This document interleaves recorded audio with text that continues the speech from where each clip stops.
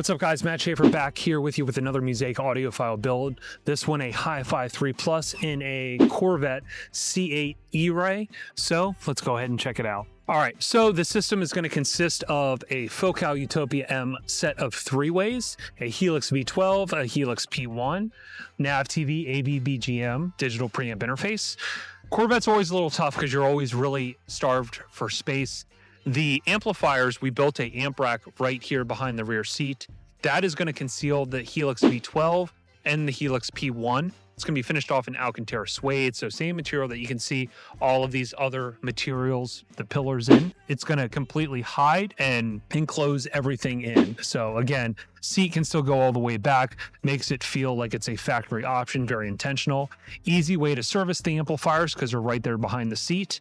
Whereas the only other option in this car is in the trunk, which you have to run all the wires through kind of the engine bay, which is not a good idea. And then same thing with underneath the hood, which is a tub that has to come out routinely for service. So again, smartest idea, keeping them in there right there behind the seat. All right, so now you're looking at the fabricated pillars that we built. These are going to be completely handcrafted, and it's going to house the mid-range and the tweeter. So the Focal TBM tweeters up here and the Focal 3.5-inch mid-range here in the pillar. So you see the carbon fiber theme within this vehicle. We did these carbon fiber trim rings, and then of course did this grille material that's going to pretty much match what you see up here from the factory on the dashboard. The factory locations for the mid-range were actually here in these door panels, which obviously when you're sitting here in a car, it's not going to be the best location, especially because on the driver's side, your body, your arm, when you're driving, is generally going to be right in the way of that mid-range. So it's really going to hurt the soundstage, which is why we decided to do these pillars up here on the dashboard. Again, these are also finished in the same Alcantara suede. So again, they look like factory options. In these doors are going to be a Focal Utopia M 8-inch mid bass. It's kind of tough to see. It doesn't look like there would be a speaker here, but there's a 8-inch factory location behind this door panel. And believe it or not, there's actually a lot of airflow. So there's no resonance happening here in this door. Obviously, we heavily sound treated the door, which I can overlay some pictures here. Fully sound treated the inner outer door skin and the physical door panel to ensure that there is no resonance happening.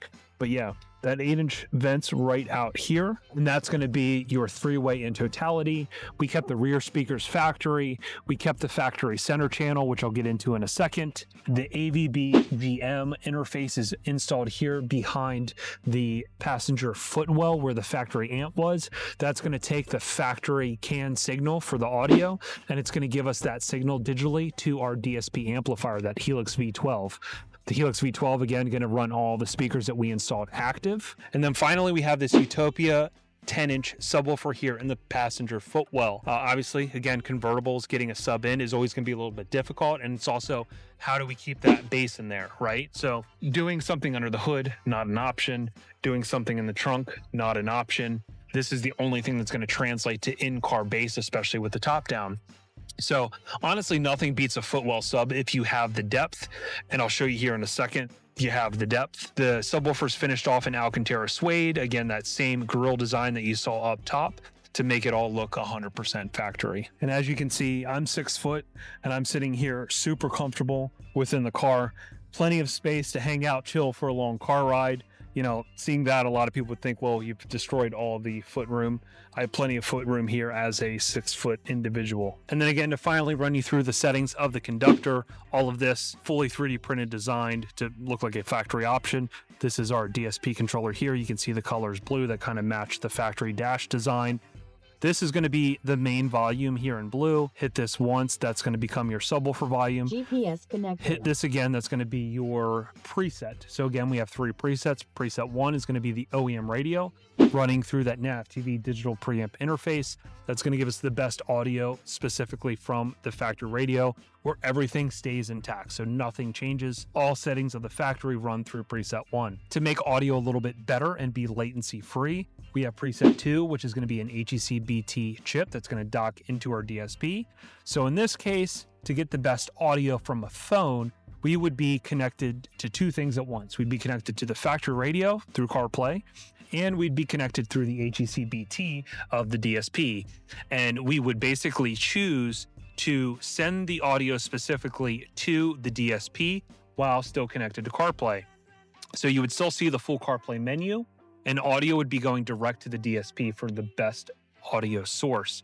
Obviously, these are going to have better DAC chips and, again, a little bit higher bandwidth streaming from our phone, because, again, the factory is going to cap the type of tier of chips they're physically using in the factory. So that's where preset 2 is going to come into play. Preset 3 is going to be our analog input from an Astel & Kern SP4000 DAP. This is going to be a handheld digital audio player where its job is solely to play the best music in its native format possible with the best DACs attached to that player. So the DACs are really going to give us the improvement in separation, width, and depth that you would not receive through an iPhone. The materials in an iPhone are going to be very limited, whereas the DAP, its job is to break down digital files the best way possible. And again, you will get a clear distinction between preset 2 and preset 3, which is the Astel & Kern DAP. So yeah, that's pretty much a full overview of the full audio system. If this is the first audio system that you're stumbling upon and seeing us do, make sure you check out our YouTube channel. Make sure you subscribe and hit the alert bell, letting you know anytime we drop a new video. Go through all of our old catalog of videos. If you want to see the full catalog, go to our website, musaicdesign.com. There you'll find all the videos we've ever done. You can search by make, manufacturer. You see the full build logs, the write-ups, YouTube videos attached to all those. Make sure you go see us there at our website. If you want to contact me for a job, here's my phone number followed by my email address. These are the 2 best points of contact for me. If you want to reach out to me about a job, make sure you follow us on TikTok. We'll drop a lot of videos like this on TikTok well before they make it out to YouTube. Same thing with Instagram. We'll do a lot of reels well before they make it out to YouTube. Make sure you follow our podcast, the Old Fashioned Car Audio Podcast. Here you'll find a one-stop shop of how to make audio good in a car, right, in 2026. Because if some of you had audio way back in the day and are just now getting back into it, or again, just trying to figure out how to integrate audio and what obstacles you have to overcome, especially with modern day factory DSP technology, make sure you follow us on the podcast. We break all this stuff down. We have a lot of great topics, and we do a lot of blasts from the past car audio stuff. And like always, guys, I appreciate the feedback. I appreciate the follow, and until next time, peace.